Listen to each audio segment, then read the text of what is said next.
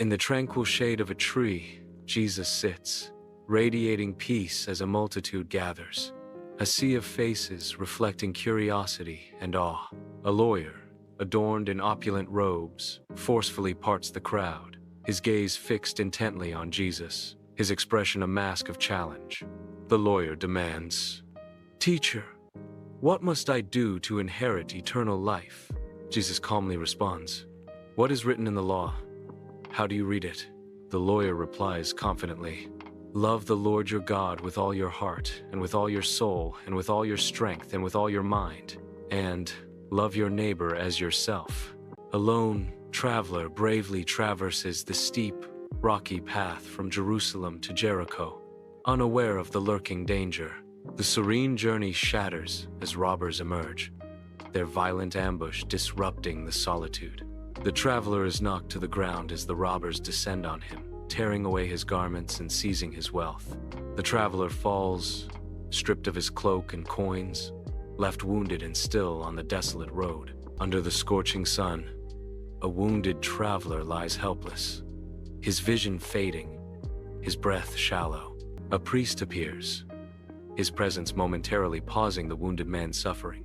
The priest hesitates, then veers away, his sandals carrying him to the opposite side of the road, avoiding the sight of blood. As the sound of the priest's sandals fades into the distance, despair envelops the wounded man, leaving him alone with his pain.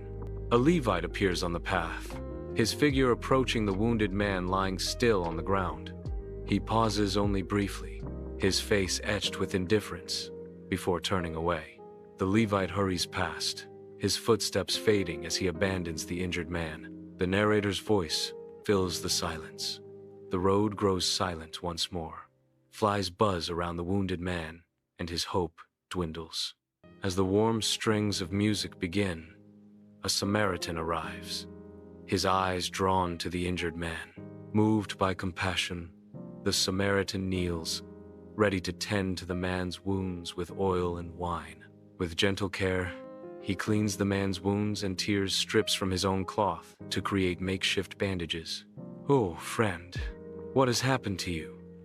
With the man carefully placed upon his donkey, the Samaritan begins the slow journey to the inn, walking faithfully beside him.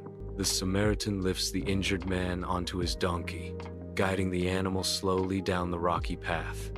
The inn glows with warmth from the fireplace.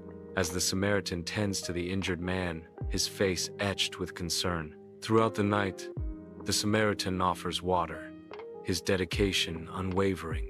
As dawn breaks, painting the sky with hope, the Samaritan rises, his task nearly complete. The Samaritan approaches the innkeeper, placing 2 silver coins in his weathered hand. "Please, take care of him. If it costs more, I will repay you when I return." In the bustling courtyard, Jesus turns, his gaze meeting the lawyer's with profound steadiness. A hush falls over the crowd as Jesus poses a piercing question. "Which of these 3 do you think was a neighbor to the man who fell among thieves?" The lawyer responds, "The one who showed mercy." Jesus affirms with gentle command, "Go and do likewise." The narrator's voice echoes, reminding all that a neighbor is anyone in need, and love is mercy in action. The teachings of the Good Samaritan linger in the air, a call to compassion and action.